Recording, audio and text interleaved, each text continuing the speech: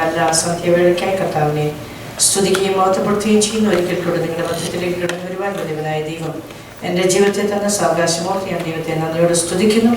രാത്രി ഞാൻ നിങ്ങളുടെ മധ്യത്തിലായിരിക്കുന്ന എനിക്ക് നിങ്ങൾക്ക് ഒരുപോലെ അനുഗ്രഹത്തിനും വിടുതലിനും കാരണമായി തീരട്ടെ ഞാൻ ആശിക്കുകയും പ്രാർത്ഥിക്കുകയും ചെയ്യുന്നു. കടന്നു വന്ന എല്ലാവർക്കും, വിശേഷിച്ച് കർത്താവിൻ്റെ ശ്രേഷ്ഠദാസന്മാർ എല്ലാവരെയും ഓർത്ത് ഞാൻ ദൈവത്തെ സ്തുതിക്കുകയും വീണ്ടും എൻ്റെ കർത്താവായ യേശുക്രിസ്തുവിൻ്റെ നാമത്തിൽ എൻ്റെ സ്നേഹവന്ദനങ്ങളെ അറിയിക്കുകയും ചെയ്യുന്ന രാത്രി സമയം വളരെ മുന്നോട്ട് പോയി. എനിക്കറിയാം നിങ്ങളെല്ലാം ജോലി ചെയ്യുന്നവരാണ്. നാളെ നിങ്ങൾക്കെല്ലാം ജോലി ഉള്ളതുകൊണ്ട് വേഗത്തിൽ ദൈവം തന്നിരിക്കുന്ന ഒരു ആലോചനയിലേക്ക് കിടക്കുകയാണ്. അതിനാധാരമായ ഒരു വേദഭാഗം വേഗത്തിൽ നമുക്ക് വായിക്കാം. 2 കൊരിന്ത്യർ 12-ാം അധ്യായം 2-ാമത്തെ വാക്യം. 2 കൊരിന്ത്യർ 2:12. അതിലിങ്ങനെയാണ് പറയുന്നത്: ക്രിസ്തുവിൽ ഉള്ള ഒരു മനുഷ്യനെ ഞാൻ അറിയുന്നു. അവൻ 14 സംവത്സരം മുമ്പേ 3-ാം സംഘത്തോളം എടുക്കപ്പെട്ടു. ശരീരത്തോടു കൂടെയോ എന്ന് ഞാൻ അറിയുന്നില്ല, ശരീരം കൂടാതെയോ എന്നും അറിയുന്നില്ല, ദൈവം അറിയുന്നു. ആ മനുഷ്യൻ പറുദീസയോട് എടുക്കപ്പെട്ടു. ശരീരത്തോടു കൂടെയോ ശരീരം കൂടാതെയോ എന്ന് ഞാൻ അറിയുന്നില്ല, ദൈവം അറിയുന്നു. മനുഷ്യൻ ഉച്ചരിക്കാൻ കഴിയാത്തതും പറവാൻ സാധിക്കാത്തതുമായ വാക്കുകളെ അവൻ കേട്ടു എന്ന് ഞാൻ അറിയുന്നു. അവനെ കുറിച്ചോ ഞാൻ പ്രശംസിക്കും, എന്നെ കുറിച്ചോ എൻ്റെ ബലഹീനതകളല്ലാതെ ഞാൻ പ്രശംസിക്കുകയില്ല. ഒരു നിമിഷം നമ്മുടെ കണ്ണുകളെ അടയ്ക്കാം. പരിശുദ്ധ ദൈവമേ പിതാവേ, വായിച്ച തിരുവെഴുത്തുകളുടെ കരങ്ങളിൽ ഏൽപ്പിക്കുന്നു. ദൈവത്തിന്റെ പരിശുദ്ധാത്മാവിനാൽ എഴുതപ്പെട്ട വചനം കർത്താവേ, രാത്രി ആത്മാവ് തന്നെ ഞങ്ങൾക്ക് പൊരുൾ തിരിച്ചു തരേണ്ടേ ഞങ്ങളുടെ കരങ്ങളിൽ ഏൽപ്പിക്കുന്നു. ഞങ്ങളുടെ നാമത്തെ ഉയർത്തുവാൻ, ഞങ്ങളുടെ നാമത്തെ പ്രസിദ്ധമാക്കുവാൻ അതിന് നാവോടും കൂടി ഇരിക്കണമെന്ന് പ്രാർത്ഥിക്കുന്നു. കടന്നു വന്ന ജീവിതങ്ങളെ അപ്പന്റെ കരങ്ങളിൽ ഏൽപ്പിച്ച് പ്രാർത്ഥിക്കുന്നു. രാത്രി മാറ്റമില്ലാത്ത തിരുവെഴുത്ത് കർത്താവേ അവരുടെ കാതുകൾ കേൾക്കുമ്പോൾ അവരുടെ ഹൃദയത്തെ, പരമാർത്ഥ ഹൃദയത്തെ അങ്ങ് തട്ടി ഉണർത്തണമെന്ന് പ്രാർത്ഥിക്കുന്നു. സമാധാനത്തോടെ അവരെ മടക്കിയിരിക്കണം. സകലം ഞങ്ങൾക്ക് വേണ്ടി ജീവനിച്ച യേശുവിന്റെ നാമത്തിൽ തന്നെ. ആമേൻ. ഹല്ലേലൂയ. നമുക്കറിയാം, ഫിലിപ്പി ലേഖനം എടുത്ത് പഠിക്കുമ്പോൾ പ്രശംസിക്കാൻ എനിക്ക് ആരെ കഴിഞ്ഞും അധികമുണ്ടെന്ന് പറഞ്ഞ ഒരു മനുഷ്യൻ, മറ്റാരെക്കാളും എനിക്ക് പ്രശംസിക്കുവാൻ അധികമുണ്ട് എന്ന് പറഞ്ഞ് ലോകപ്രകാരം തനിക്കുള്ളതിനെ കുറിച്ചൊക്കെ ഉറ്റം കൊണ്ട ഒരു മനുഷ്യൻ കൊരിന്ത്യർ സഭയ്ക്ക് 2 ലേഖനം എഴുതിയതിൽ 2-ാമത്തെ ലേഖനത്തിന്റെ അവസാന ഭാഗത്ത് വരുമ്പോൾ അദ്ദേഹം പറയുന്നു, എനിക്കോ പ്രശംസിക്കാനുള്ളത് എന്നെ കുറിച്ചല്ല, പക്ഷെ എനിക്കറിയാവുന്ന മറ്റൊരു മനുഷ്യനുണ്ട്, ക്രിസ്തുവിൽ ഒരു മനുഷ്യൻ, അവനെ കുറിച്ച് ഞാൻ പ്രശംസിക്കും. ആമേൻ. അങ്ങനെയാണ് അപ്പോസ്തലനായ പൗലോസിന്റെ ഭാഷയിൽ പറയുമ്പോൾ നമുക്ക് 2 വ്യക്തിത്വങ്ങളെ ചുമന്നുകൊണ്ട് നടക്കുന്നവർ. ആമേൻ. ഇവിടെ തന്നെ താൻ പറയുന്നുണ്ട്, ഞാൻ എന്നെ കുറിച്ച് പ്രശംസിക്കുകയല്ല. എന്നെ കുറിച്ച് പറയാനാണെങ്കിൽ ഞാൻ എൻ്റെ ബലഹീനതകളെ പ്രശംസിക്കുന്നുള്ളൂ. പക്ഷേ എനിക്ക് അറിയാവുന്ന മറ്റൊരു മനുഷ്യനുണ്ട്. ക്രിസ്തുവിലുള്ള മറ്റൊരു മനുഷ്യനെ എനിക്കറിയാം. അവൻ 3-ാം സ്വർഗത്തോളം എടുക്കപ്പെട്ടവനാണ്. എന്ന് പറഞ്ഞാൽ ദൈവ സാന്നിധ്യത്തിൽ ദൈവത്തോടുകൂടെ ചേർന്ന ഒരു മനുഷ്യനെ എനിക്കറിയാം. അവനെ കുറിച്ച് എനിക്ക് ബോസ്റ്റ് ചെയ്യാൻ. എന്തിനാ ഈ കൊരിന്ത്യർക്ക് ഈ ലേഖനം എഴുതുമ്പോൾ അപ്പോസ്തലനായ പൗലോസ് ഒരു ഹൃദയ തകർച്ചയോടുകൂടെ ഇത് എഴുതുന്നത്? എവിടെയോ ദൈവസഭയുടെ മൂല്യ തകർച്ച കണ്ടുകൊണ്ട്, ധാർമ്മികമായ അധപ്പതനം കണ്ടുകൊണ്ട്, അവർക്ക് ലഭിച്ചതെന്തെന്ന് ഗ്രഹിക്കാതെ പോയ സഭയെ നോക്കി താൻ പറയുകയാണ്, പ്രശംസിക്കേണ്ടത് എന്തിനാണെന്നും എന്തിനെ കുറിച്ചാണ് നാം പ്രശംസിക്കേണ്ടതെന്നും നമുക്ക് പ്രശംസിക്കാതിരിക്കാനുള്ളത് എന്താണെന്നും തിരിച്ചറിയാതെ പോയ ഒരു ദൈവസഭ. ഈ സഭയ്ക്ക് ലേഖനം എഴുതി തുടങ്ങുമ്പോൾ 1-ാമത്തെ അധ്യായം എടുത്ത് പഠിക്കുമ്പോൾ അപ്പോസ്തലൻ ഇങ്ങനെ പറയുന്ന ഒരു ഭാഗമുണ്ട്. 1 കൊരിന്ത്യർ 1 എടുക്കുമ്പോൾ പറയുന്നു, ഞങ്ങളോ ക്രൂശിക്കപ്പെട്ട യേശുവിനെ പ്രസംഗിക്കും. അപ്പോ ഞങ്ങളോ എന്ന് പറയുമ്പോൾ വ്യത്യസ്തമായ ഒരു കൂട്ടം, മറ്റുള്ളവരിൽ നിന്ന് ഞങ്ങൾ വ്യത്യസ്തരാണ്. ഞങ്ങള് ക്രൂശിക്കപ്പെട്ട യേശുവിനെ പ്രസംഗിക്കുന്നു. അതിന്റെ താഴ്ഭാഗത്തൊക്കെ പറയുമ്പോ അപ്പോസ്തലൻ ഇവരോട് പറയുന്നുണ്ട്, ജ്ഞാനികളെ ലജ്ജിപ്പിപ്പാൻ ദൈവം ഭോഷത്വമായതിനെ തിരഞ്ഞെടുത്തു, ബലവാന്മാരെ ലജ്ജിപ്പിപ്പാൻ ദൈവം ബലഹീനമായതിനെ തിരഞ്ഞെടുത്തു, ലോകത്തിൽ ബലഹീന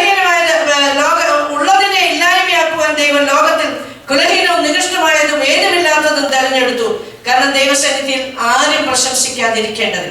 അപ്പൊ പ്രശംസിക്കാൻ ഒന്നുമില്ലായിരുന്ന ഒരു ആ കാലഘട്ടത്തിൽ കൊരിന്തിലുള്ള താഴേക്കിടയിലുള്ള അല്ലെങ്കിൽ എന്താ പറയുന്ന ഒരു ഗ്രൂപ്പ്, അവർക്ക് കിട്ടിയ ദൈവ കൃപ എന്താണെന്നും തെരഞ്ഞെടുപ്പ് എന്താണെന്നും അവർ മനസ്സിലാക്കാതെ പോയപ്പോൾ അവർക്ക് അതിനെക്കുറിച്ചൊന്ന് ബോധ്യമാക്കി കൊടുക്കാനാണ് അപ്പോസ്തലൻ ഈ ലേഖനം എഴുതിയിട്ടുള്ളത്. അവർ ദൈവത്തിന്റെ കൃപ ലഭിച്ചവരാണ്. അപ്പൊ അവർക്ക് ലഭിച്ച കൃപ എന്താണെന്നും തെരഞ്ഞെടുപ്പ് എന്താണെന്നും മറന്നുകൊണ്ട് അവർ പിന്നെയും പ്രശംസിക്കാൻ തുടങ്ങി. ദൈവസന്നിധിയിൽ ഒരു ജഡവും പ്രശംസിക്കാതിരിക്കേണ്ടതിന് തന്നെയാണ് ദൈവം ബലഹീനമായതിനെ തെരഞ്ഞെടുത്തത്, ബലവാന്മാരെ ലജ്ജിപ്പിക്കാൻ. നമുക്കറിയാം, ലോകപ്രകാരം ശ്രേഷ്ഠമായ എന്തെങ്കിലും ഒരു അല്പമെങ്കിലും നാലക്ഷരം കുട്ടിപ്പറയാൻ നമുക്ക് കഴിവുണ്ടെങ്കിൽ ഉടനെ നമ്മൾ പറയും നമ്മുടെ ആ കഴിവ് കൊണ്ടാണ് നമ്മൾ ചെയ്യുന്നത്. പക്ഷേ ദൈവം എപ്പോഴും തെരഞ്ഞെടുപ്പ് നടത്തിയപ്പോൾ ബലവാന്മാരെ ലജ്ജിപ്പിക്കാൻ ബലഹീനമായതും ജ്ഞാനികളെ ലജ്ജിപ്പിക്കാൻ ദൈവം ആ ജ്ഞാനമില്ലാത്തതിനെയും തെരഞ്ഞെടുത്തതിന്റെ കാരണം, പോഷത്വമായതിനെയും തെരഞ്ഞെടുത്തതിന്റെ കാരണം ദൈവസന്നിധിയിൽ ഒരു ജഡവും പ്രശംസിക്കാതിരിക്കും. ഈ കാലഘട്ടത്തിൽ നമുക്കൊന്ന് നമ്മെ തന്നെ ഒന്ന് ആത്മപരിശോധന ചെയ്ത് നോക്കിയാൽ എവിടെയോ നമ്മുടെ ആത്മീയ കാഴ്ചപ്പാടിന് മങ്ങലേറ്റ് പോയില്ലേ എന്ന് നാം ചിന്തിക്കാം. നമുക്കറിയാം, ഇങ്ങനെയുള്ള പ്രസംഗങ്ങളൊക്കെ നമുക്ക് ഇഷ്ടമില്ല. നമുക്ക് എപ്പോഴും ഇഷ്ടമുള്ളത് കുറച്ച് പാമ്പർ ചെയ്ത് ഒക്കെ കുഴപ്പമില്ല, എല്ലാം നല്ലതാണ്, തലയല്ല വാലാക്കുമെന്നൊക്കെ പറഞ്ഞാൽ എല്ലാവരും ഇന്ന് കൈയടിക്കും. എനിക്കറിയാം കൈയടിയില്ല, കൈയടി വരത്തില്ല ഈ പ്രസംഗത്തിന്. I am not bothered about that part of it, because എന്നെ ഏൽപ്പിച്ച ഈ 3-4 ദിവസമായിട്ട് ഇത് തന്നെ ദൈവാത്മാവിനോട് സംസാരിച്ചുകൊണ്ടിരിക്കുന്നത് കൊണ്ട് ഞാൻ ഇവിടെ പറയാൻ നിർബന്ധിതയാവും. നമ്മൾ ഇവിടെ എന്ത് പോസ്റ്റ് ചെയ്തെന്നുള്ളതല്ല, നിത്യതയിൽ നമ്മൾ എത്തുമോ എന്നുള്ളതാണ് നമ്മുടെ വിഷയം. ആമേൻ.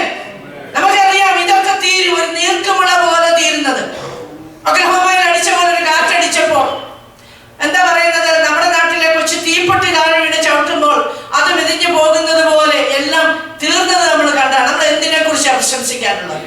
പക്ഷെ നമുക്ക് ലഭിച്ച കൃപ, ക്രൂശിന്റെ വചനം നശിച്ചു പോകുന്നവർക്ക് പോഷകമാകുമ്പോൾ രക്ഷിക്കപ്പെടുന്ന നമ്മൾക്കോ അത് ദൈവശക്തിയാണ്. ഈ ദൈവശക്തി നമുക്ക് ലഭിച്ചത് എന്തിനാണ്? കൊല്ലമുള്ള സഭയെ കുറിച്ച് പറയാൻ അവർക്കൊക്കെ പറയാൻ ഒത്തിരി ഉള്ളവരാണ്. ഞങ്ങളോ എന്ന് പറയുന്നിടത്ത് നമുക്കറിയാം, ഇവിടെ അപ്പോസ്തലനായ പൗലോസ് പറയുന്നുണ്ട് ക്രിസ്തുയേശുവിൽ വിശുദ്ധീകരിക്കപ്പെട്ടവരാ. 1-ാം അധ്യായത്തിന്റെ 2-ാമത്തെ വാക്യത്തിൽ പറയുന്നു, 3-ാമത്തെ വാക്യത്തിൽ പറയുന്നു ക്രിസ്തുയേശുവിൽ ഞങ്ങൾ വിശുദ്ധീകരിക്കപ്പെട്ടവരാ. രണ്ടാമത് പറയുകയാണ് ദൈവത്തിന്റെ ക്രിസ്തുയേശുവിൽ നൽകപ്പെട്ട ദൈവ കൃപ ലഭിച്ചവരാ.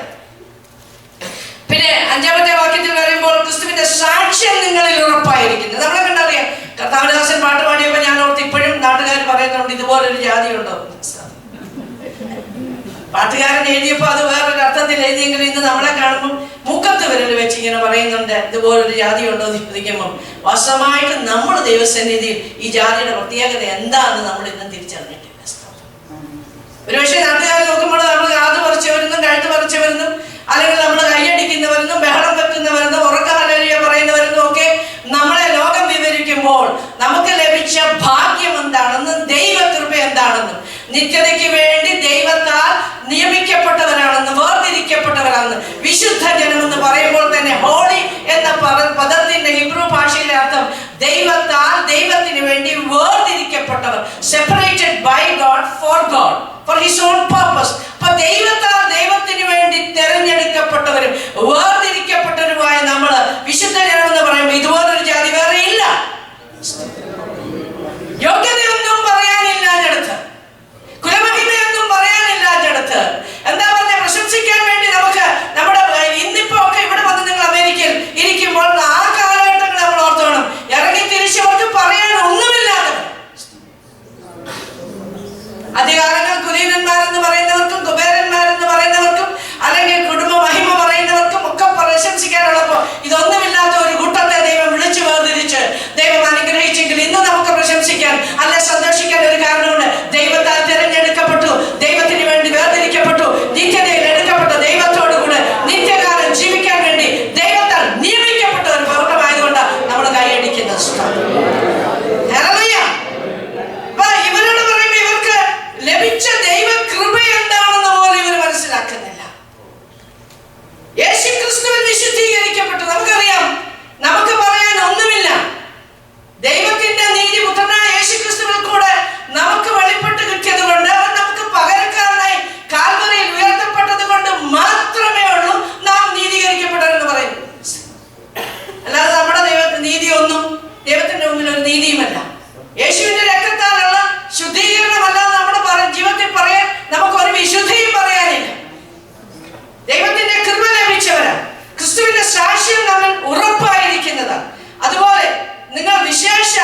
സകല വചനത്തിന് വിശേഷാൽ സകല പരിജ്ഞാനത്തിന് സമ്പന്നനാണ്. എന്റെ ഇളയവനൊരു കൊച്ചു മാസ്റ്റർ, പുള്ളി പറയും, അമ്മേ ഈ ഇവരുടെ തല കുലുക്കിയ വചനം താഴെ വീഴും, അതുപോലെ വചനം കേട്ടു. മാസ്റ്റർ വന്ന ഒരു വാക്യം തെറ്റിച്ച് പറഞ്ഞാൽ അവിടുത്തെ വിശ്വാസികൾക്ക് അറിയാം. 5 പ്രാവശ്യം 6 പ്രാവശ്യമൊക്കെ ഉൽപ്പത്തി തൊട്ട് വെളിപ്പാട് വരെ വായിച്ചതായിരുന്നു. അപ്പൊ ദൈവവചനം, ദൈവത്തിന്റെ വചനത്തിലും പരിജ്ഞാനത്തിലും സമ്പന്നനാണ്. അല്പം എന്തെങ്കിലും അറിയാമെന്നല്ല, നമ്മൾ വാസ്തവമായിട്ട് നമ്മളൊന്ന് ഓർത്ത് നമ്മുടെ കുഞ്ഞുങ്ങൾക്ക് പോലും ദൈവവചനം അറിയാം. അപ്പൊ ഇത്രയുമാണിത്. മാത്രമല്ല ഇവരെ കൃപാവരങ്ങൾക്ക് ഒട്ടും കുറവില്ലാത്തവരാണ്. എന്റെ ഭാഷയിൽ പറഞ്ഞ കണ്ണടച്ച വെളിപ്പാട്. ആമേൻ. കാണിക്കുന്നതും പറയുന്നതും വെളിവുകേടാണെങ്കിൽ പോലും പക്ഷേ കണ്ണടച്ച വെളിപ്പാട്. എല്ലാവരും പറയാം എന്നോട് ദൈവത്തിന്റെ ആത്മാവ് സംസാരിച്ചു. ആര് സംസാരിച്ചെന്ന് എനിക്കറിയത്തില്ല. കഴിഞ്ഞ ദിവസം ഞാൻ ഇടത്ത് പോയപ്പോൾ ദൈവസഭയിൽ 5 വർഷം പോയച്ച് വീട്ടിലിരുന്ന് ആരാധിക്കുക. അവരും പറയുന്നു ആത്മാവ് ഞങ്ങളോട് പറഞ്ഞു വീട്ടിലിരുന്ന് ആരാധിച്ചു. ദേവതാത്മാവാണെന്നും എനിക്കറിയത്തില്ല.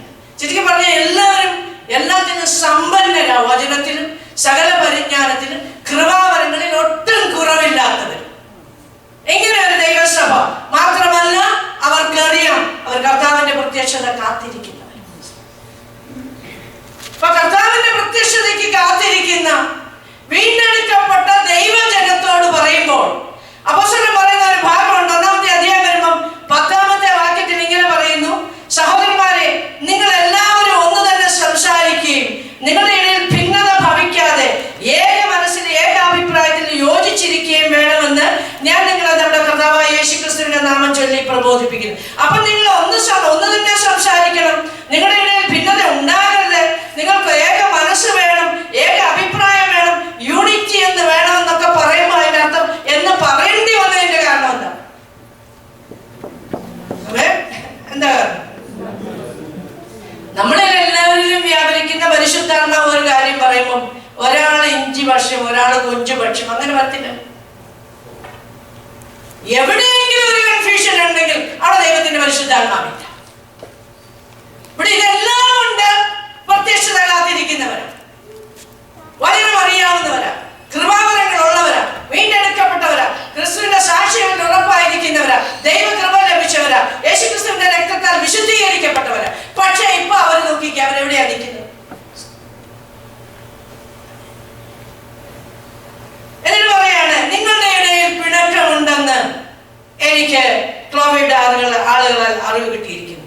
നിങ്ങൾ ഒരുത്തൻ പൗലോസിന്റെ പക്ഷക്കാരൻ, ഞാൻ അപ്പൊലോസിന്റെ പക്ഷക്കാരൻ, ഞാൻ കേഫാവിന്റെ പക്ഷക്കാരൻ, ഞാൻ ക്രിസ്തുവിന്റെ പക്ഷക്കാരൻ എന്നിങ്ങനെ പറയുന്നു പോലും ക്രിസ്തു വിഭാഗിക്കപ്പെട്ടിരിക്കുന്നു. അപ്പോ ദൈവസഭയ്ക്കകത്ത് സഭ എന്നുള്ളതിന്റെ മർമ്മം നമ്മൾ ഗ്രഹിക്കുകയാണെങ്കിൽ സഭ ക്രിസ്തുവിന്റെ അനാദി നിർണയമാണ്. ക്രിസ്തുവിൻ തന്റെ എഫേസ്യ ലേഖനം എഴുതുമ്പോൾ പറയുന്നു എന്റെ ശരീരമായ സഭയ്ക്ക് അവൻ അധികാരം കൊടുത്തിരിക്കുന്നു. അപ്പൊ തലയായ ക്രിസ്തുവും ശരീരത്തിന്റെ ക്രിസ്തുവിന്റെ ആണെങ്കിൽ നാം ശരീരത്തിന്റെ അവയവങ്ങളായ നമുക്ക് തമ്മിൽ ഒരു ധാരണയില്ലെങ്കിൽ, there is no coordination between the members of the body, എന്തൊരു ഭയാനകമാണ്. നമ്മൾ പറഞ്ഞ ശരീരത്തിന്റെ പ്രത്യയശാസ്ത്രം ഒന്ന് പഠിച്ചാൽ നമുക്കറിയാം. നമ്മൾ നടന്നു പോകുമ്പോൾ ഒരു സ്റ്റെപ്പ് കാണുകയാണെങ്കിൽ കണ്ണത് കണ്ടു കഴിഞ്ഞാൽ ഇമ്മീഡിയറ്റ്ലി തലച്ചോറിലേക്ക് അറിവ് കൊടുക്കുക. തലച്ചോറ് ഉടനെ കാലിന് അറിവ് കൊടുത്തു, നീ അവിടെ കാല് ഇങ്ങനെ നേരെ വെച്ച് പോകാൻ ഒക്കത്തില്ല, you have to lift your leg, അവിടെ കാല് പൊക്കി വെക്കണം എന്നൊരു ഇൻസ്ട്രക്ഷൻ കൊടുക്കുക. കാല് അതനുസരിക്കുക. ഈ കോർഡിനേഷൻ അവിടെ സംഭവിക്കുന്നില്ലെങ്കിൽ എന്തായിരിക്കും ശരീരത്തിന്റെ അവസ്ഥ? നമ്മൾ മനസ്സിലാക്കുന്ന ശരീരം എന്ന് പറയുമ്പോൾ അതിന്റെ മർമ്മം മനസ്സിലാക്കിയെങ്കിലേ ഒക്കെ ഉള്ളൂ. അപ്പൊ ക്രിസ്തുവിന്റെ ശരീരം തല ക്രിസ്തുവും ശരീരം സഭയുമാണെങ്കിൽ ആ സഭയ്ക്കകത്ത് അവിടെ പക്ഷം പിടിക്കുകയാണെങ്കിൽ ഇടത് കൈ പറയുന്നത് വലത് കൈ കേൾക്കുകയില്ല, ഇടതുകാല് പറയുന്ന പോലെ വലത് കാല് ചെയ്യത്തില്ല, തലച്ചോറ് പറയുന്ന പോലെ കൈയും കാലും പ്രവർത്തിക്കത്തില്ലെന്ന് പറയുമ്പോൾ ആ സഭയുടെ അവസ്ഥ എന്താ? സഭയ്ക്കാണ് അധികാരം ദൈവം കൊടുത്തിരിക്കുന്നത്. ഒരു ദേശത്തെ ആധിപത്യങ്ങളെ തകർത്തുകൊണ്ട് ദൈവരാജ്യം പണിയുവാൻ അധികാരം ലഭിച്ചിരിക്കുന്നത് ദൈവസഭയ്ക്ക്. നമുക്കറിയാം ആ പത്രോസിന്റെ ഒക്കെ കാലഘട്ടം എടുത്ത് പഠിക്കുമ്പോൾ ആ സഭയുടെ പ്രത്യേകമായ പ്രാർത്ഥന, സഭയുടെ പ്രാർത്ഥന ഭയങ്കരമായി അതിന്റെ ശക്തി അത് ഫലിച്ചു.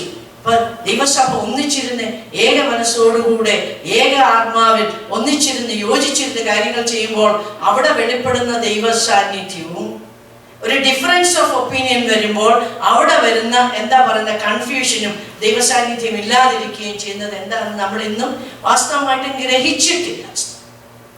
ഏറ്റവും കൂടുതൽ ഞാനിതൊക്കെ കാര്യങ്ങൾ ഇങ്ങനെ ഗ്രഹിക്കാൻ ശ്രമിക്കുന്നവരാണ്.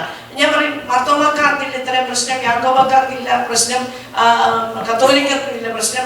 പക്ഷെ നമ്മൾ ദൈവമക്കൾ എന്ന് പറയുന്നിടത്ത് പ്രശ്നം എന്താ പ്രശ്നം എന്ന് വെച്ചാൽ പിശാച് തന്ത്രപൂർവ്വം വ്യക്തികളെ കൊണ്ട് അഭിപ്രായ വ്യത്യാസം ഉണ്ടാകും. when there is no unity of spirit, അവിടെ പരിശുദ്ധാത്മാവ് കടന്നു വരികയില്ല. കടന്നു വരാതിരിക്കുമ്പോൾ ദൈവിക അധികാരം വെളിപ്പെടുകയില്ല. അപ്പോൾ സഭയുടെ അധികാരം നഷ്ടപ്പെട്ടു പോകും. അപ്പൊ സഭയുടെ മർമ്മം ഗ്രഹിക്കാതെ, ദൈവസഭയുടെ അധികാരം എന്താണെന്ന് തിരിച്ചറിയാതെ, ദൈവസഭയ്ക്കകത്ത് പക്ഷം പിടിച്ചിരിക്കുന്ന ഈ ദൈവസഭയെ നോക്കിക്കൊണ്ടാണ് അപ്പോസ്തലൻ ഹൃദയ തകർച്ചയോടുകൂടി ലേഖനം എഴുതി തുടങ്ങുന്നത്. അപ്പോസ്തലൻ പൗലോസ് പറയുന്ന ഒരു കാര്യമുണ്ട്, തികഞ്ഞവരുടെ ഇടയിൽ ഞങ്ങൾ ജ്ഞാനം സംസാരിക്കുന്ന ഈ ലോകത്തിന്റെ ജ്ഞാനമല്ല, നശിച്ചു പോകുന്ന ലോകത്തിന്റെ പ്രഭുക്കന്മാരുടെ ജ്ഞാനമല്ല, ദൈവം ലോക സൃഷ്ടിക്ക് മുൻപേ നമ്മുടെ തേജസ്സിനായി മുൻ നിയമിച്ചതും മറഞ്ഞിരുന്നതുമായ ദൈവത്തിന്റെ ജ്ഞാനം അത്രയും മർമ്മമായി ഞങ്ങൾ പ്രസ്താവിക്കുന്നു. അപ്പൊ നോക്കിക്കേ, ജ്ഞാനികൾക്കും പ്രഭുക്കന്മാർക്കും, അത് 1 Corinthians 2:6-7 ഞാൻ വായിക്കുന്നത്, ജ്ഞാനികൾക്കും പ്രഭുക്കന്മാർക്കും പോലും ഗ്രഹിക്കാൻ കഴിയാത്ത ആ മർമ്മം, ദൈവത്തിന്റെ ജ്ഞാനം അത്രേ ദൈവം നമുക്ക് ഗ്രഹിപ്പിച്ചു തന്നെ. ഈ ലോകത്തിന്റെ പ്രഭുക്കന്മാർ ആരും അത് അറിഞ്ഞിരുന്നുവെങ്കിൽ അവർ തേജസ്സിന്റെ കർത്താവിനെ ക്രൂശിക്കുകയില്ല. അപ്പൊ ഈ ലോകത്തിലെ ജ്ഞാനികൾക്കും പ്രഭുക്കന്മാർക്കും പോലും വെളിപ്പെട്ട് കിട്ടാത്ത ഒരു മർമ്മം ദൈവത്തിന്റെ ആത്മാവ് നമുക്കത് വെളിപ്പെടുത്തി തന്നെങ്കിൽ അവന്റെ മുൻനിർണയ പ്രകാരം വിളിക്കപ്പെട്ടവരെന്നൊക്കെ പറയുന്നതിന്റെ ആ ആഴം നമുക്കപ്പോൾ മനസ്സിലാവും. ലോകസ്ഥാപനത്തിന് മുമ്പേ ക്രിസ്തുയേശുവിൽ തെരഞ്ഞെടുക്കപ്പെട്ടവരെന്നൊക്കെ പറയുമ്പോൾ ഒരു യോഗ്യതയും ഇല്ലെങ്കിലും എവിടെയോ തമ്പുരാന്റെ ഒരു കരുണ കൊണ്ട്, ദൈവത്തിന്റെ കൃപ കൊണ്ട് നമ്മൾ ഇതിനകത്ത് വന്നു. അതുകൊണ്ട് അപ്പോസ്തലൻ പൗലോസ് ആവർത്തിച്ച് പറയുന്ന ഒരു കാര്യമുണ്ട്, ഞാൻ ആയിരിക്കുന്നത് കൃപയാകുന്നു. നമ്മെ കഴിഞ്ഞ് സൗന്ദര്യമുള്ളവരും ബുദ്ധിയുള്ളവരും പണമുള്ളവരും പ്രശസ്തിയുള്ളവരും പ്രബുദ്ധരുമായ ആളുകൾ നമുക്ക് ചുറ്റുമുള്ളപ്പോൾ ഒന്നും പറയാനില്ലാത്ത നമുക്കിത് ഗ്രഹിപ്പിച്ചു തന്ന ദൈവത്തിന്റെ വിശ്വസ്തത ഓർത്താൽ നമുക്ക് എങ്ങനെ ഇല്ലാതിരിക്കാൻ? ഇന്ന് നമ്മൾ പഠിച്ചിരിക്കുന്ന, നമുക്ക് കാർ കിട്ടിയാൽ നമ്മൾ സ്വതന്ത്രം പറയും, കൈയടിക്കും, ഹല്ലേലൂയ പറയും, ചാടും. നമുക്ക് വീട് കിട്ടിയാലല്ലേ, ജോലി കിട്ടിയാലേ നമ്മുടെ കാര്യങ്ങൾ ശരിയായ. ഇന്ന് നമുക്ക് നിത്യതയ്ക്ക് വേണ്ടി ഒരു തെരഞ്ഞെടുപ്പ് നമ്മുടെ വന്ന് വീണു. നാം ചോദിക്കാതെ, നാം അറിയാതെ നമ്മളെ ദൈവം തെരഞ്ഞെടുത്തെന്ന് ഓർത്താൽ നമ്മൾ എത്ര സ്തുതിച്ചാൽ. അപ്പൊ ദൈവത്തിന്റെ ആത്മാവ് ദൈവത്തെ സ്നേഹിക്കുന്നവർക്ക് ഒരുക്കിയിട്ടുള്ള, കണ്ണ് കണ്ടിട്ടില്ല, ചെവി കേട്ടിട്ടില്ല, ഒരു മനുഷ്യന്റെ ഹൃദയത്തിലും തോന്നിയിട്ടില്ലെന്ന് പറയുമ്പോൾ നമുക്കോ ദൈവം തന്റെ ആത്മാവിനാൽ വെളിപ്പെടുത്തി എന്ന് പറഞ്ഞാൽ നിത്യത എന്താണെന്ന് ഒന്നും ഗ്രഹിക്കാൻ കഴിയാത്ത, പക്ഷെ ഈ ഭിത്തിയുടെ അപ്പുറത്തിരിക്കുന്ന ഒരു കാര്യം എന്താണെന്ന് നമുക്ക് മനസ്സിലാക്കാൻ കഴിവില്ലാത്ത നമ്മുടെ പരിമിതി ഒന്ന് ഓർക്കണം. ആ ഭിത്തിക്ക് അപ്പുറത്തിരിക്കുന്ന ഒരു സാധനം, ഒരു കാര്യത്തെ കുറിച്ച് നമുക്ക് ഗ്രഹിക്കാൻ പറ്റില്ല. നമ്മുടെ പരിമിതി ഒന്ന് ചിന്തിച്ചു നോക്കിക്കേ. നമ്മൾ വലിയ എന്താ പറയുന്നത്, ഒത്തിരി കാര്യങ്ങളൊക്കെ പറഞ്ഞ് പോസ്റ്റ് ചെയ്യുമ്പോൾ നമുക്കറിയത്തില്ല, നമ്മൾ സംസാരിച്ചുകൊണ്ടിരിക്കുമ്പോൾ നമ്മുടെ അകത്ത് എന്തെങ്കിലും ഒരു പ്രശ്നമുണ്ടാവും. നാളെ ഈ സമയത്ത് നമ്മുടെ സ്ഥിതി എന്താ? Nobody knows anything. ഇത്രയും ഒന്നും അറിയാൻ വയ്യ നിസ്സാരന്മാരായ നമ്മൾക്ക് ദൈവരാജ്യത്തെ കുറിച്ചൊരു വെളിപ്പാട് ദൈവം പരിശുദ്ധാത്മാവിനാൽ നമ്മുടെ ഹൃദയത്തിന്റെ മാംസപ്പലകയിൽ എഴുതി ചേർത്തപ്പോൾ അതെന്താണെന്ന് ഗ്രഹിക്കാതെ പിന്നെ ഇവിടെ കിടന്നുകൊണ്ട് ഞാൻ പൗലോസിന്റെ പക്ഷക്കാരൻ, ഞാൻ അപ്പൊല്ലോസിന്റെ പക്ഷക്കാരൻ, ഞാൻ യേശുവിന്റെ പക്ഷക്കാരൻ, ഇവിടെ ആരാണെങ്കിലും ഇവരെന്താ ഞാൻ ചോദിക്കുന്നത്, ഇത് ആരാണ് നമുക്ക് എന്താ കാരണം ചോദിച്ചാൽ നമ്മളെല്ലാത്തിനും അഭിപ്രായം പറയുന്നവരാണ്. എന്തിന് നമുക്ക് അഭിപ്രായമുണ്ട്? എന്ത് പറഞ്ഞാലും നമുക്ക് മലയാളിയുടെ ഒരു വലിയ സവിശേഷത ഞാൻ കണ്ടിട്ടുണ്ട്. നമ്മുടെ നാട്ടിലൊക്കെ വടകടയിലൊക്കെ പത്രം വായിച്ച് ചായ അടിച്ചൊരു വീഡിയോ മരിച്ചുകൊണ്ടിരിക്കുന്നവൻ ഇന്റർനാഷണൽ കാര്യങ്ങളാണ് പറയുന്നത്. അവന്റെ വീട്ടിൽ അന്ന് കഞ്ഞി വെക്കാൻ വകുപ്പില്ല. സീരിയസ്. പക്ഷെ അവർ പറഞ്ഞ ഒബാമയുടെ ഒക്കെ കാര്യം അവർ പറയുന്നത് കേട്ടോ, ഇവിടെ നിങ്ങൾക്ക് പോലും അത്തരം കാര്യങ്ങൾ അറിയത്തില്ല. അപ്പൊ നമ്മളെല്ലാത്തിനും അഭിപ്രായം പറയും. പക്ഷേ നമുക്ക് ലഭിച്ച കൃപ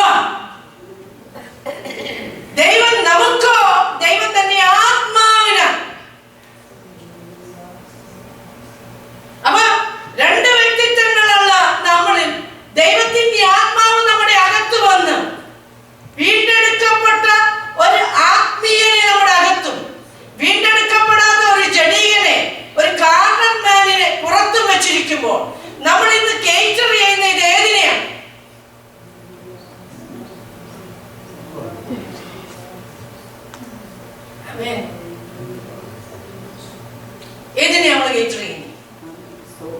കാൽവരി ക്രൂശിൽ യേശു ചൊരിഞ്ഞ രക്തം നിങ്ങളൊന്ന് ഓർത്ത് നോക്കിക്കേ. ഖുറൈനക്കാരനായ ശിമോനെ നിർബന്ധിച്ച് ക്രൂശ് എടുപ്പിച്ചു. ആ ക്രൂശിന്റെ മുമ്പിൽ നിന്ന് വീണ രക്തം അവന്റെ ദേഹത്ത് പറ്റിയപ്പോൾ അവന്റെ തലമുറ അനുഗ്രഹിക്കപ്പെട്ടു. ഈ രക്തത്തിന്റെ വിലയാണ് നമ്മൾ. ഇപ്പൊ നമുക്ക് ലഭിച്ച പദവി എന്താ? ആ വീണ്ടെടുക്കപ്പെട്ട മനുഷ്യനെ വീണ്ടെടുക്കപ്പെടാത്ത ഒരു കാരണന്മാരൊരു ജഡമയൻ ചുമ്മിക്കൊണ്ടു പോകുമ്പോൾ ഇന്ന് നാം ദൈവസഭയ്ക്കകത്ത് വന്ന് ഈ അകത്തുള്ള ആത്മീയനെയാണോ പുറത്തുള്ള ജഡീകനെയാണോ നമ്മൾ ഇന്ന് കേറ്റർ ചെയ്യുന്നത്? ഏത് വേണമെന്ന് തീരുമാനിക്കാൻ നമുക്ക് തെരഞ്ഞെടുപ്പ് ദൈവം നടത്തി. പക്ഷെ നിത്യതയിലേക്ക് പോകണോ? അനുഗ്രഹം ഞാൻ മുമ്പിൽ വെച്ചിട്ടുണ്ട്, ശാപം വെച്ചിട്ടുണ്ട്, ജീവനും വെച്ചിട്ടുണ്ട്, മരണവും വെച്ചിട്ടുണ്ട്. ഇവിടെ തമ്മിൽ തല്ലി തലകയറി ഇവിടെ തീരണോ, അതോ ഇതൊന്നും കാണാത്തവനെ പോലെ ഞാൻ അങ്ങോട്ടങ്ങ് പോകണോ എന്നുള്ളത് നമ്മുടെ തീരുമാനം. Isn't it time that we come back to our senses? നമ്മളെ കണ്ണു കെട്ടി പിശാച് എവിടെയാ കൊണ്ടുപോകുന്നത്? എന്ത് കേട്ടാൽ നമുക്കെന്താ? ഞാൻ കേട്ടിട്ടുണ്ട് പണ്ടൊരു വില്ലേജിലൊരു സന്യാസി ഉണ്ടായിരുന്നു. അതുപോലെ സന്യാസി നിങ്ങൾ വളരെ നല്ല മനുഷ്യനാണ് അതൊക്കെ എല്ലാവരും പറയുന്നത് അങ്ങനെയാണ്. സന്യാസി പറഞ്ഞ ആ അപ്പടിയാ.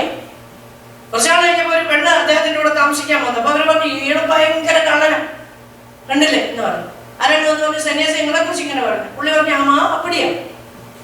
കുറച്ചാൾ കഴിഞ്ഞപ്പോ ആരോ പറഞ്ഞു ഇത് അദ്ദേഹത്തിന്റെ പെങ്ങള് മരിച്ചുപോയി, പെങ്ങളുടെ മകളെ അവിടെ വന്നതെന്ന്. അവർ പറഞ്ഞു അയ്യോ അങ്ങനെയാണോ, ഞാൻ എന്തായാലും നല്ല മനുഷ്യനാണല്ലോ. പിന്നെ എന്ന് പറഞ്ഞു സന്യാസി ഇപ്പൊ അവർക്ക് മനസ്സിലായി അങ്ങനെയൊന്നും അല്ല, നിങ്ങൾ നല്ല വരും. പിന്നെ ചോദിച്ചാൽ ആ അപ്പടിയാ.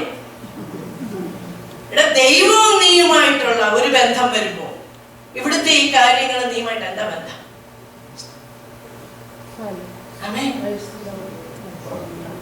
വീണ്ടെടുക്കപ്പെട്ട ഒരു മനുഷ്യൻ നിത്യത ലക്ഷ്യം വെച്ച് നീങ്ങുമ്പോൾ അങ്ങനെ അവന് വേണ്ടിയതെല്ലാം ഈ ദൈവവചനത്തിൽ കൊടുത്തിട്ടുണ്ട് അല്ലേ? അവരെ പ്രിസർവ് ചെയ്യുന്ന ഒരു ദൈവശക്തിയുണ്ട്. ഇതൊന്നുമില്ലാതെ അതെല്ലാം കളഞ്ഞിട്ട് ബാലിശമായ കാര്യങ്ങൾക്ക് മുൻതൂക്കം കൊടുത്തുകൊണ്ട് നമ്മളിലുള്ള ദൈവകൃപയെ നഷ്ടപ്പെടുത്തി കളയുവാൻ നമുക്ക് ഒരു ബുദ്ധിമുട്ട് വരും. അപ്പൊ വിളിച്ച വിളി എന്താ, കിട്ടിയ തെരഞ്ഞെടുപ്പ് എന്താ, ഇതൊന്നും നമുക്കറിയില്ല. അതിന്റെ 3-ാം അധ്യായത്തിൽ വരുമ്പോൾ ഇങ്ങനെ പറയുന്നു, സഹോദരന്മാരെ ഇതെല്ലാം പറഞ്ഞു സഹോദരന്മാരെ ഇതൊക്കെയാണെങ്കിൽ എനിക്ക് നിങ്ങളോട് ആത്മീയരോടൊന്നും ഇവിടെ സംസാരിക്കാൻ കഴിയുന്നില്ല. കാര്യം ശരിയാണ്, നിങ്ങൾക്ക് കൃപാവരമൊക്കെ ഉണ്ട്, വെളിപ്പാടുണ്ട്, പ്രവചനമുണ്ട്, ആലോചനയുണ്ട്, എല്ലാം ഉണ്ട്. നിങ്ങളെ വീണ്ടെടുക്കപ്പെട്ടവരൊക്കെയാ യേശുക്രിസ്തുവിന്റെ കൃപ നിങ്ങൾക്ക് ലഭിച്ച ഇതെല്ലാം ശരിയാ. പക്ഷെങ്കിൽ എനിക്ക് ആത്മീയരോടെന്ന് വണ്ണമല്ല ജഡികരോടെന്ന് വന്ന മാത്രമേ എനിക്ക് സംസാരിക്കാൻ കഴിയുന്നുള്ളൂ. അതിന്റെ കാരണം അദ്ദേഹം പറയാം. കാരണം നിങ്ങളുടെ ഇടയിൽ ഈർഷ്യവും പിണക്കവും ഇരിക്കെ നിങ്ങൾ ജഡീകരും ശേഷം മനുഷ്യരെ പോലെ. ഞാൻ ചോദിക്കുന്ന ഈ രാത്രി നമ്മൾ ശേഷം മനുഷ്യരെ പോലെയാണോ? നമ്മൾ ആത്മീയരാണോ? ആത്മീയൻ എന്ന് പറഞ്ഞാൽ പൗലോസ് അപ്പോസ്തലൻ പറയുന്നുണ്ട്, റോമാലേഖനം 7-ാം അധ്യായത്തിൽ വരുമ്പോൾ പൗലോസ് പറയുന്നുണ്ട് ന്യായപ്രമാണം ആത്മീയം, സ്പിരിച്വൽ എന്ന് പറഞ്ഞാൽ അത് സ്പിരിച്വൽ എന്ന് പറഞ്ഞാൽ ദൈവത്തിന്റെ സ്വഭാവം. ഞാനോ ജഡമായി പാപത്തിന്റെ ദാസനായി വിൽക്കപ്പെട്ടവൻ. ഞാൻ നന്മ ചെയ്യാൻ ആഗ്രഹിക്കുമ്പോഴും ഇച്ഛിക്കാതെ തിന്മയാ ചെയ്യുന്നത്. അപ്പോ എന്നിലുള്ള നോക്കിക്കേ, എന്റെ പ്രശ്നം എന്താണെന്ന് ചോദിച്ചാൽ ദൈവ സ്വഭാവം വെളിപ്പെടുത്താൻ കഴിയാത്ത ഒരു ജഡസ്വഭാവത്തിനകത്ത് ജീവിക്കുന്നവരാണ്. എന്നിട്ട് അദ്ദേഹം വിളിച്ചു പറയാണ് ഞാൻ അരിഷ്ട മനുഷ്യൻ. അരിഷ്ട മനുഷ്യൻ എന്ന് പറഞ്ഞാൽ എനിക്ക് ജോലിയില്ല, ദൈവഭയന്നുള്ളതല്ല, അല്ലെങ്കിൽ എനിക്ക് നാട്ടിൽ പോകാനായിട്ട് ടിക്കറ്റ് എടുക്കാൻ പറ്റുന്നില്ല എന്നുള്ളതല്ല, അല്ല, ഇതൊന്നും അല്ല പറഞ്ഞത്. കാരണം ദൈവത്തിന്റെ ഇഷ്ടത്തിനകത്ത് നിൽക്കാൻ എനിക്ക് പറ്റുന്നില്ല. I cannot remain in the perfect will of God, knowing that this is the will of God. ഇതാ ദൈവത്തിന് ഇഷ്ടമെന്ന് എനിക്ക് അറിയാം. But somehow or other ഞാൻ അല്ല എൻ്റെ ഇഷ്ടങ്ങൾക്ക് അങ്ങ് കീഴ്പ്പെട്ടു പോകുക. ഇതാ എൻ്റെ പ്രോബ്ലം. 7-ാം അധ്യായത്തിൽ അരിഷ്ടത വിളിച്ചു പറഞ്ഞ അപ്പോസ്തലൻ അത് അവസാനിപ്പിക്കുന്നത് ഒരു പരാജയപ്പെട്ട മനുഷ്യനായി അപ്പോസ്തലപ്രവൃത്തി 7:23 തോന്നുന്നു, റോമർ 7:23 തോന്നുന്നു. അപ്പോസ്തലൻ പറയുന്ന ഒരു ഭാഗമുണ്ട്, 7:23. I'm sorry, 24.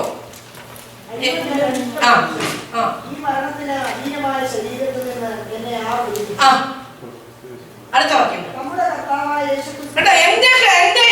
എന്റെ പ്രശ്നം എന്നാന്ന് പറഞ്ഞാൽ, ദൈവത്തിന്റെ പ്രമാണം അറിയാകുമ്പോഴും, ദൈവത്തിന്റെ പ്രമാണം എനിക്കറിയാം, ദൈവത്തിന്റെ ഇഷ്ടം എന്നതാണെന്ന് അറിയാം എന്ന് പറഞ്ഞാൽ ദൈവത്തിന്റെ സ്വഭാവം എനിക്കറിയാം. പക്ഷേ എന്നെ പരാജയപ്പെടുത്തുന്ന ഒരു പാപ പ്രകൃതി എനിക്കുണ്ട്, സിൻഫുൾ നേച്ചർ. അതെന്നെ പാപത്തിന് ബദ്ധനാക്കി കളയും. അപ്പൊ ഞാൻ ആഗ്രഹിച്ചിട്ടും എനിക്ക് കീഴ്പ്പെടുത്താൻ കഴിയാതെ വണ്ണം എന്നെ തുടർമാനമായി തോൽപ്പിച്ചുകൊണ്ടിരിക്കുന്ന ഒരു പാപത്തിന്റെ ശക്തി എന്നിൽ വരികയാണ്, എന്നെ വാഴുകയാണ്. അതുകൊണ്ട് പറഞ്ഞ, അയ്യോ ഞാൻ അരിഷ്ട മനുഷ്യൻ, മരിച്ചല്ല. എനിക്ക് ദൈവത്തിന്റെ ഇഷ്ടം അറിയത്തില്ലായിരുന്നെങ്കിൽ കുഴപ്പമില്ല, ന്യായപ്രമാണം ആത്മീയമാണ്. കാരണം ന്യായപ്രമാണത്തിൽ അരുത് അരുത് അരുതെന്ന് പറയുമ്പോൾ ദൈവത്തിന് ഇഷ്ടമില്ലാത്തത് എന്താണെന്നും ഞാൻ ചെയ്തുകൂടാത്തത് എന്താണെന്നും എനിക്ക് നന്നായി അറിയാം. പക്ഷേ എങ്കിലും അറിഞ്ഞോണ്ടല്ലെങ്കിലും, ഇതാ വിവരം അറിയാമെങ്കിലും അൺനോയിങ്ലി ഞാൻ പാപത്തിന് കീഴ്പ്പെട്ടു പോകും. അത് പറഞ്ഞു നിർത്തിയിട്ട് 25-ാമത്തെ വാക്യത്തിൽ അപ്പോസ്തലൻ വിളിച്ചു പറഞ്ഞ ഒരു കാര്യമുണ്ട്. അപ്പൊ തോറ്റ എന്നെ യേശുക്രിസ്തു മുഖാന്തരം ചെയ്യിപ്പിച്ചു. അപ്പൊ നിരന്തരമായി തോൽവി, പരാജയത്തിലേക്ക് കൂപ്പുകുത്തി വീഴുന്ന എന്നെ യേശുക്രിസ്തുവിൽ കൂടെ എന്നെ ജയിപ്പിച്ചു. അല്ലേ? അപ്പൊ നമ്മുടെ ദൈവം എവിടെയോ നമ്മൾ തോക്കാനല്ല, നമ്മളെ ജയിക്കാൻ ആഗ്രഹിക്കും. സമാധാനം നമ്മളെ ജയിപ്പിക്കാൻ വേണ്ടി ദൈവം തന്റെ ആത്മാവിനെ നമ്മുടെ മേൽ വെച്ച് തന്നു. അതുകൊണ്ടാണ് 8-ാം അധ്യായം വരുമ്പോൾ പറയുന്നത്, പാപത്തിന്റെയും മരണത്തിന്റെയും പ്രമാണത്തിൽ നിന്ന് എനിക്ക് ജീവന്റെയും ആത്മാവിന്റെയും പ്രമാണത്തിലേക്ക് സ്വാഗതം. From the law of death and sin എനിക്ക് പ്രൊമോഷൻ കിട്ടി, law of life and spirit. ഇപ്പൊ ഞാൻ ജീവിക്കുന്നത് ആത്മാവിന്റെ പ്രമാണത്തിലാണ്. ഇനി ഞാൻ ജഡത്തെ അല്ല, ആത്മാവിനെ അനുസരിച്ച്. നമ്മൾ ബന്ധക്കോസുകാരോട് ചോദിച്ചാൽ പറയും, അഭിഷേകം എന്തിനാന്ന് ചോദിച്ചോണ്ട് പറയും, രാജ്യങ്ങളെ പിടിച്ചടക്കാനാണ്, ദേശാധിപതിയെ ചവിട്ടാനാണ്, അല്ലെങ്കിൽ ഒരുപാട് കാര്യങ്ങൾ നമുക്കുണ്ട്, ശത്രുവിന്റെ കോട്ട തകർക്കാനാണ് എന്നൊക്കെ നമ്മൾ പറയും. പക്ഷേ നമ്മളിൽ വ്യാപരിക്കുന്ന അഭിഷേകം നമ്മളെ ക്രിസ്തുവിൽ ഒരു മനുഷ്യനാക്കി മാറ്റുന്നതാണ്. 2 കൊരിന്ത്യർ 7 വരുമ്പോൾ അപ്പോസ്തലൻ 6-ാം അധ്യായത്തിൽ വരുമ്പോൾ അപ്പോസ്തലനെ വരെ വിളിക്കുന്ന ഒരു വിളിയുണ്ട്. ആദ്യം പ്രിയരെ, സഹോദരരെ എന്നൊക്കെ, സഹോദരന്മാരെ എന്നൊക്കെ വിളിച്ചേച്ച് അപ്പോസ്തലൻ വിളിക്കുന്ന ഒരു വിളിയാണ്. അല്ലയോ കൊരിന്ത്യരെ, കൃപാവരം പ്രാപിച്ചിട്ടും പ്രത്യക്ഷത കാത്തിരുന്നിട്ടും എന്താ പറയുന്നത്, സകല വചനത്തിലും പരിജ്ഞാനത്തിലും സമ്പന്നരായിട്ടും ഇവരുടെ ഇപ്പോഴും ഫൗണ്ടേഷനിൽ കിടക്കുന്ന എന്താ, കൊരിന്ത്യനാണ്. എല്ലാം അറിയാമെങ്കിലും നമ്മളുടെ ആ ഇന്നേറ്റ് നേച്ചറിന് മാറ്റം വരാത്തപ്പോൾ, പാപമോ അവസരം കിട്ടിയപ്പോൾ അത് എന്നെ പരാജയപ്പെടുത്തി, എന്നെ തോൽപ്പിച്ചു.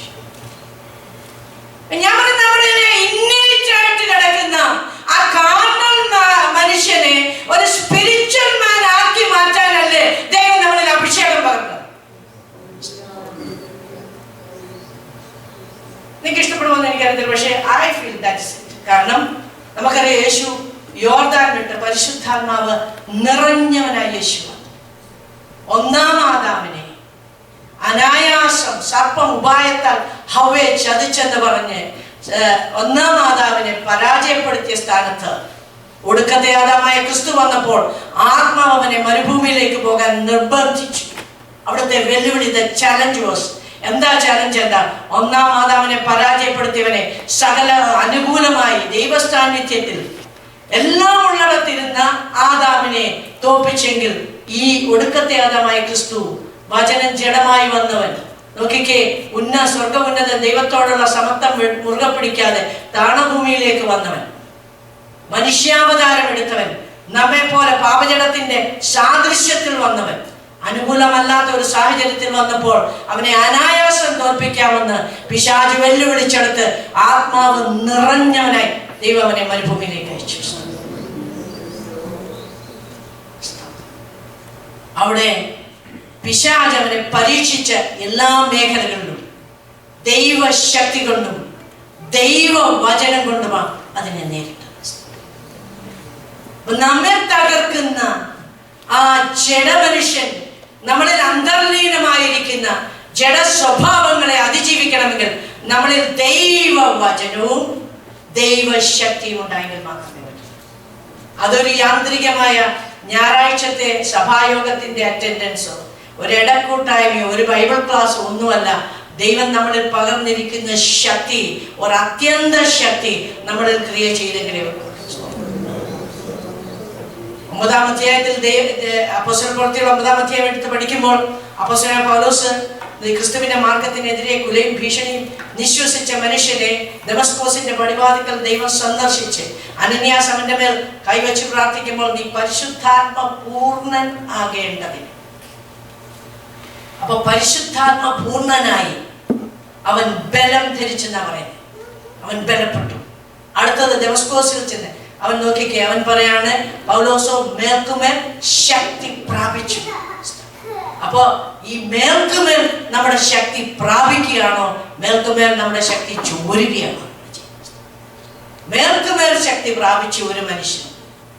കൊരിന്തിലുള്ള ദൈവസഭയുടെ അവസാനം പറയാണ്, എനിക്കറിയാം അന്ന് ക്രിസ്തുവിന്റെ മാർഗത്തിനെതിരെ കൊലയും ഭീഷണിയും നിശ്വസിച്ചു പോയ ഒരു മനുഷ്യനെയാണ്. അന്ന് എന്തിനോടും ഏതിനോടും പ്രതികരിക്കുന്ന മനുഷ്യനെ അല്ല. ഇന്ന് എനിക്കറിയാവുന്ന ഒരു മനുഷ്യൻ ക്രിസ്തുവിലുള്ള ഒരു മനുഷ്യനാണ്. ക്രിസ്തുവിലൊരു മനുഷ്യനായി കഴിയുമ്പോൾ അവന് ക്രിസ്തുവിന്റെ മനസ്സാവില്ല.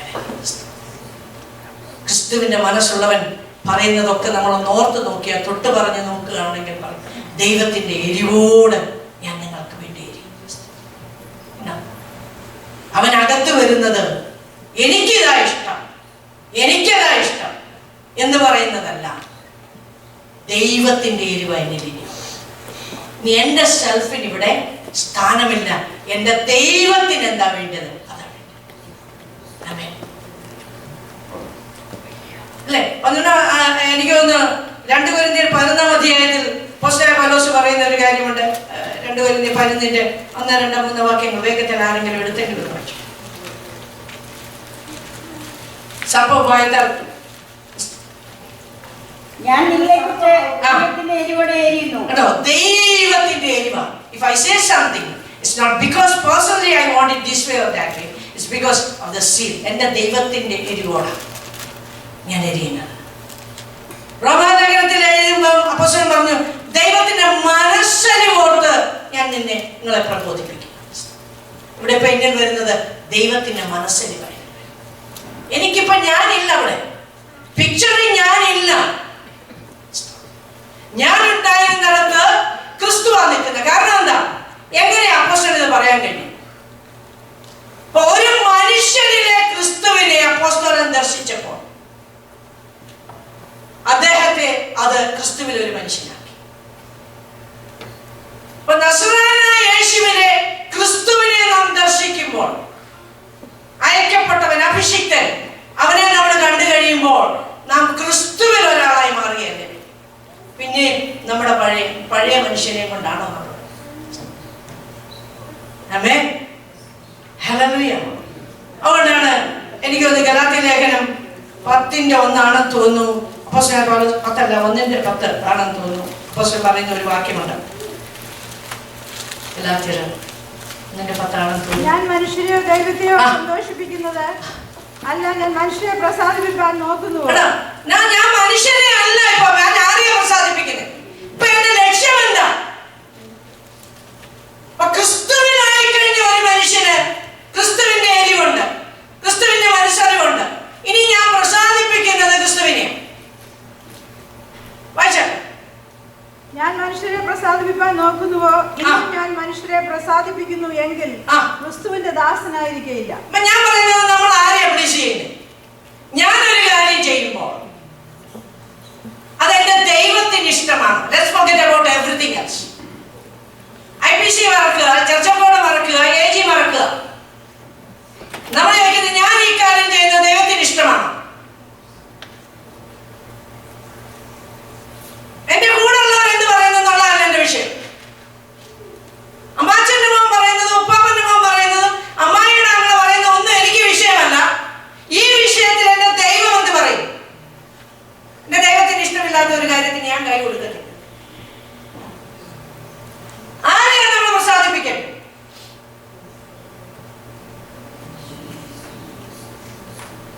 ഇന്ന് നമ്മള് ചുറ്റുമുള്ളവരെ പ്രസാദിപ്പിക്കാൻ നമ്മൾ ഇരിക്കുമ്പോൾ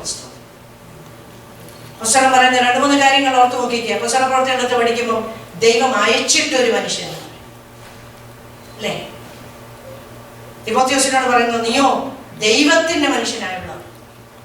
റോമാലേഖന കൊരിന്ത്യലേഖന അവസാനം വരുമ്പോൾ അപ്പോസ്തലൻ പറയുന്നു, നീയോ ക്രിസ്തുവിലൊരു മനുഷ്യൻ.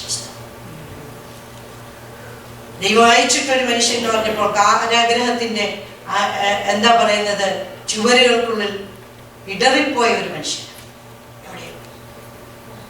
ദൈവത്തിന്റെ മനുഷ്യൻ, നീയോ ദൈവത്തിന്റെ മനുഷ്യനായുള്ളോ എന്ന് പറയും തിമോഥെയോസിന്, നീ ഇതെല്ലാം വിട്ട് ഓടണമെന്ന് പറയും. ദൈവത്തിന്റെ മനുഷ്യൻ എന്ന് പറയും പിന്നെ ഓടേണ്ടിവനാണ്. പക്ഷെ ക്രിസ്തുവിലൊരു മനുഷ്യനാണ്. അവന് പറയാൻ എന്തുകൊണ്ട്? അവൻ പറഞ്ഞു, എനിക്ക് അവനെ കുറിച്ച് പ്രശംസിക്കാനുണ്ട്. എന്താ പ്രശംസിക്കാനുണ്ട്? കാരാഗ്രഹത്തിലും എൻ്റെ കാരാഗ്രഹത്തിന്റെ എന്താ പറയുന്നത് ചുവരുകൾ എനിക്ക് നിരാശയല്ല തരുന്നത്, സന്തോഷിപ്പിൻ, കർത്താവിൽ സന്തോഷിപ്പിന്ന് ഞാൻ പിന്നെയും നിങ്ങളോട് പറയുന്നു. തടവറകൾ എൻ്റെ ദർശനത്തിന് മങ്ങലേൽപ്പിക്കത്തില്ല, എൻ്റെ സ്തുതികൾ എൻ്റെ വായിൽ നിന്ന് എടുക്കത്തില്ല. അവിടെ എനിക്ക് സന്തോഷിക്കാൻ കഴിയും. എനിക്ക് ലഭിക്കുന്ന കഷ്ടങ്ങളൊക്കെയും എന്താ സുവിശേഷത്തിന്റെ അഭിവൃദ്ധിക്ക് ഹേതുവായെന്ന്. എന്നെ കഷ്ടപ്പെടുത്തുന്നത് പോരാട്ടമാണെന്നല്ല, ദേശാധിപതി എന്നെ നോക്കി കൊഞ്ഞനം കുത്തിയത് കൊണ്ടാണെന്നല്ല, അതിലേ പോയി അമ്പലത്തിന്റെ വാതിക്കൽ ഇരുന്നതുകൊണ്ടെന്നല്ല ഞാൻ പറയുന്നത്. എനിക്ക് സംഭവിച്ച ഈ പ്രതിസന്ധികളൊക്കെയും കഷ്ടങ്ങളൊക്കെയും എന്തിനാ? സുവിശേഷത്തിന്റെ അഭിവൃദ്ധിക്ക് കാരണമായി. ക്രിസ്തുവിനായ മനുഷ്യന്റെ കാഴ്ചപ്പാടാണ്. ആ മനുഷ്യന് പറയാൻ കഴിയും, ഞാൻ നല്ല പോർ പൊരുത്തു, ഓട്ടം തികച്ചു, വിശ്വാസം കാത്തു. ക്രിസ്തുവിലായ ഒരു മനുഷ്യന് മാത്രമേ അത് പറയാനുള്ള ചങ്കൂറ്റം ഉണ്ടാകുന്നു. ഈ രാത്രി നാം ഇന്നും കുരിന്തിരായിരിക്കാനാണോ, അതോ ക്രിസ്തുവിൽ ഒരു മനുഷ്യനായിട്ട് ദൈവത്തിന്റെ ഇഷ്ടം നൽകി, ദൈവത്തിന്റെ മനസ്സറിഞ്ഞ്, ദൈവത്തിന്റെ മനസ്സറിവും ദൈവത്തിന്റെ എരിവും ആ ക്രിസ്തുവിന്റെ മനസ്സോടുകൂടെ കാര്യങ്ങൾ കാണുന്നവരും ദൈവത്തെ പ്രസാദിപ്പിക്കുന്നവരുമായിട്ട് നല്ല പോർ പൊരുത്. നമ്മളിപ്പോ പൊരുതുന്നുണ്ട്, അത് നല്ലതാണോ എന്ന് എനിക്ക് അറിഞ്ഞുകൂടാ. നിങ്ങൾ തന്നെ ചിന്തിച്ചാൽ മതി. ഏറ്റവും കൂടുതൽ പോരാട്ടം സഭയ്ക്കകത്ത് പൊരുതുന്നുണ്ട് നന്നായി. കാരണം പോലീസിനെ വരെ അടിച്ച് നമ്മൾ പൊരുതിക്കൊണ്ടിരിക്കുക. ദൈവരാജ്യത്തിലേക്ക് കടക്കണമെങ്കിൽ പുസ്തകം പറഞ്ഞു, ക്രിസ്തുവിൽ ഒരു മനുഷ്യനുണ്ട്, അവനെ എനിക്കറിയാം, അവൻ നല്ല പോർ പൊരുതു, ഓട്ടം തികച്ചു, വിശ്വാസം കാത്തു. എനിക്കിപ്പോൾ പറയാനുണ്ട്, നീതിയുടെ കിരീടം എനിക്കിപ്പോൾ ഒരു പ്രതീക്ഷയുണ്ട്. ഇവിടെ എന്തെങ്കിലും എനിക്ക് അപ്രിസിയേഷൻ കിട്ടുമോന്നല്ല, ഇവിടെ ആരെങ്കിലും എനിക്ക് മംഗളപത്രം തരുമോ എന്നുള്ളതല്ല. നീതിയുടെ കിരീടം എനിക്ക് വേണ്ടി ദൈവം ഒരുക്കിയിട്ടുണ്ട്. അതിനായിട്ടാണ് ഞാൻ കാത്തിരിക്കുന്നത്. എനിക്ക് മാത്രമല്ല, തൻ്റെ അവനെ പ്രിയം വെച്ച് എല്ലാവർക്കും ഉള്ളവരുന്നുണ്ട്. അതിനു വേണ്ടി നമ്മൾ കാത്തിരിക്കാൻ അപ്പോസ്തലൻ നമ്മളെ ആഹ്വാനം ചെയ്യുകയാണ്. ഈ രാത്രി ഞാൻ ചോദിക്കട്ടെ, നമുക്ക് നമ്മെ നോക്കി ധൈര്യപൂർവ്വം പറയാൻ നോക്കൂ, ക്രിസ്തുവിൽ ഒരു മനുഷ്യനെ എനിക്കറിയാം. I know a man in Christ. കാലങ്ങൾ നമ്മൾ വന്ന് വർഷങ്ങളുടെ പറയാനാണെങ്കിൽ 30, 40, 15, 20 ഒക്കെ പറയാൻ നമുക്കുണ്ട്. പക്ഷേ നമ്മളിൽ നാം പ്രാപിച്ച പരിശുദ്ധാത്മാവിന്റെ ശക്തി കൊണ്ട് പാപത്തിന്റെ ശക്തിയെ, ജഡമനുഷ്യന്റെ ആ എന്താ പറയുന്നത് ഇന്നേറ്റ് ആയിട്ടുള്ള കാർണൽ നേച്ചറിനെ കാൽക്കീഴാക്കിക്കൊണ്ട് നമ്മളുടെ ക്രിസ്തുവിലെ മനുഷ്യനെ പുറത്തു കൊണ്ടുവരാൻ നമുക്ക് കഴിഞ്ഞിട്ടുണ്ടോ? നമ്മൾ പാടും, നമ്മൾ ആരാധിക്കും, നമ്മൾ കൈയടിക്കും, നമ്മൾ സാക്ഷ്യം പറയും, നമ്മൾ ഒത്തിരി കാര്യം ചെയ്യും, ഒരുപാട് പ്രസംഗങ്ങൾ കേൾക്കും. പക്ഷേ നമുക്ക് തന്ന പരിശുദ്ധാത്മാവിന്റെ ശക്തി കൊണ്ട് തീത്തോസിന്റെ ലേഖനം എഴുതുമ്പോൾ അപ്പോസ്തലൻ പൗലോസ് പറയുന്നതാണ്, പുനർജനന സ്നാനത്താലും പരിശുദ്ധാത്മാവിന്റെ നവീകരണത്താലും നമ്മളെ റിന്യൂ ചെയ്യുന്നത്, നമ്മളെ പുതുക്കുന്നത് ദൈവത്തിന്റെ പരിശുദ്ധാത്മാവിന്റെ ശക്തിയാണ്. ദൈവസഭയിൽ വരുമ്പോൾ കർത്താവിൻ്റെ വരവിന് വേണ്ടി ദൈവം നമ്മളെ ഒരുക്കുന്ന ദൈവവചനത്താലും ദൈവത്തിൻ്റെ ആത്മാവിൻ്റെ ശക്തിയാലുമാണ്. അതിന് ദൈവം നിങ്ങളെ സഹായിക്കട്ടെ. അവസരം തന്ന ദൈവസഭയ്ക്കും ദൈവദാസനും ദൈവനാമത്തിൽ നന്ദി അറിയിച്ചുകൊണ്ട് എൻ്റെ വാക്കുകൾ ഞാൻ അവസാനിപ്പിക്കും.